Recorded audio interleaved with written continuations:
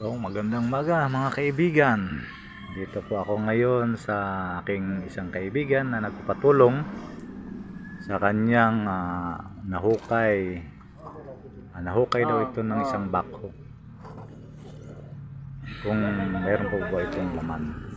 Kaya yun po, sabi ko nga possible na may laman sapagkat meron po siyang iniwang bakas ng mga Japanese na sign, yung tinatawag na sakura stone. Yan po, kwadrado po yan, 3x3.